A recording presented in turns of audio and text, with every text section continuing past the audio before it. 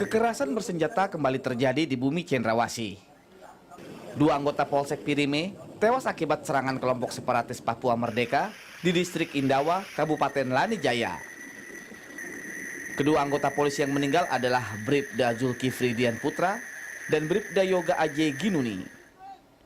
Penyerangan terjadi saat anggota Polsek Pirime berpatroli di daerah Indawa, Kabupaten Lanijaya, Papua. Diduga mereka diserang kelompok sipil bersenjata OPM, pimpinan Enden Winombo. Selain dua orang meninggal, seorang polisi Bribtu Saskia juga tertembak di bagian perut dan kini dirawat di RSUD Wamena, Papua.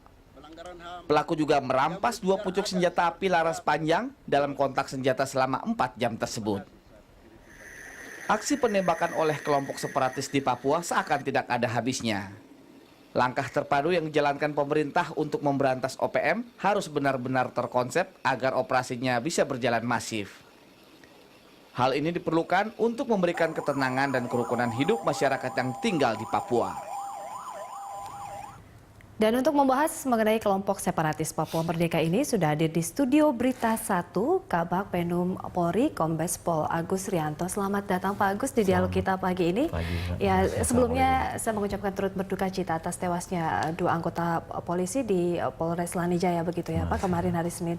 Nah Pak Agus, ini kronologis dari terjadinya serangan oleh mungkin yang dikatakan kelompok kriminal bersenjata ini seperti apa Pak? Ya Mbak ya, sebelum saya jawab pertanyaan Mbak Indri tadi, terlebih dahulu atas nama pimpinan Polri, saya mengucapkan turut berduka cita dan bela sungkawa kepada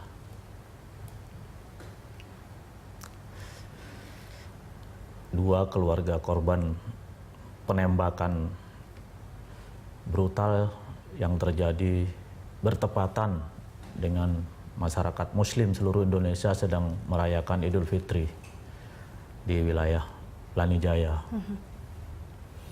Ya. Jadi begini Pak, pertama ya pada sekitar jam 12 ya, waktu Indonesia Timur, beberapa anggota kami bermaksud selain melaksanakan patroli yaitu untuk melakukan kegiatan penyuluhan. Ya, istilahkan itu sambang kampung atau sambang desa dengan tujuan untuk memberikan tambahan informasi, pengetahuan ataupun wawasan kepada saudara-saudara kami di daerah. Tujuan ini sudah merupakan program rutin yang dilakukan oleh Polri, terutama teman-teman kami dari fungsi Binmas. Nah, setibanya di lokasi yaitu di sekitar distrik Indawa ya Mbak ya, mereka dihadang oleh beberapa orang dengan melakukan serentetan tembakan. Kami berupaya untuk mempertahankan diri dan melakukan perlawanan, namun karena kendaraan yang digunakan masuk jurang akhirnya karena supirnya tertembak, akhirnya dua teman kami menjadi korban dan akhirnya meninggal dunia, sementara dua lainnya luka-luka. Jadi totalnya adalah yang berada di lokasi 8 orang begitu ya, Pak? 8 anggota kami. 4 itu ada yang luka dan 4 korban, 2 meninggal dunia dan 2 luka-luka. Yang luka-luka sendiri sekarang keadaannya seperti apa nih Pak Agus? Ya alhamdulillah sudah kita lakukan evakuasi ke Jayapura dan saat ini dalam perawatan di Rumah Sakit Bayangkara Jayapura. Mudah-mudahan ini bisa segera pulih kembali dan bergabung dengan kami dan tidak ada hal-hal yang mengkhawatirkan itu. Walaupun terjadinya Senin kemarin Pak, ini mungkin masih terlalu prematur untuk mengatakan siapa sebenarnya pelakunya begitu. Namun ada beberapa indikasi atau mungkin investigatif di lapangan terkait dugaan siapa yang menjadi pelaku.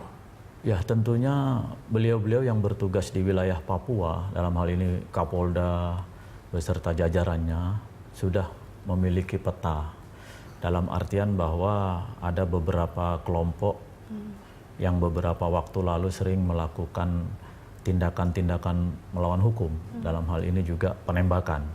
Ya, itu memang datanya sudah ada sama kita. Juga kita koordinasikan dengan teman-teman TNI dan juga pemerintah daerah untuk bisa kita satukan hati, satukan pikiran untuk mencari solusi terbaik. Ya, karena bagaimanapun kita tidak ingin hal-hal seperti ini terus berlanjut.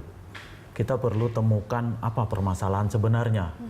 Karena bagaimanapun kami kepolisian, TNI yang datang ke sana dalam rangka memberikan pelayanan terbaik sesuai dengan amanah undang-undang. Ya. Sehingga kami tidak ingin saudara-saudara kami di Papua menganggap kami adalah lawan ataupun musuh. Mari kita sama-sama membangun negeri ini, negeri tercinta ini untuk ke depan kita bisa disejajarkan dengan negara-negara lain di dunia ini. Ya. Pak Agus, kalau kita berbicara mengenai Papua dan orang juga mengenal bahwa di sana ada kelompok separatis, organisasi Papua Merdeka begitu, apakah ada korelasi? Ya, jadi memang begini, Mbak. Perlu kita pahami bersama dan juga sebagaimana tadi saya kemukakan bahwa apakah memang hal yang tadi Mbak Indri sampaikan, Ya. teman-teman yang di sana keinginan untuk merdeka, dalam artian merdeka ini kan banyak, Mbak. Merdeka dari kebodohan, mohon maaf mungkin, merdeka dari sifatnya ketertinggalan, ataupun merdeka dalam hal apa. Nah, sehingga dalam hal ini kita harus memaknai istilah merdeka ini dengan benar. Jangan sampai nanti dimaknai dengan hal-hal yang akhirnya menyebabkan disintegrasi. Nah, inilah yang kita hindari. Dan kewajiban kami dari kepolisian untuk melakukan langkah-langkah, kegiatan-kegiatan yang mengarah kepada hal-hal yang positif, tentunya kita berkeinginan saudara-saudara kami ini memahami bahwa kita adalah satu bangsa, satu negara, yaitu Indonesia. Mari kita bersatu padu membangun negeri ini.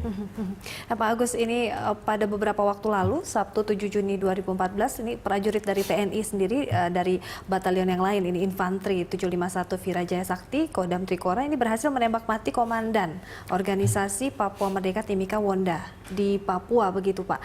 Apakah ada korelasi, mungkin ini sebagai bentuk aksi balas dendam terhadap siapapun, apakah aparat TNI maupun kepolisian, begitu Pak?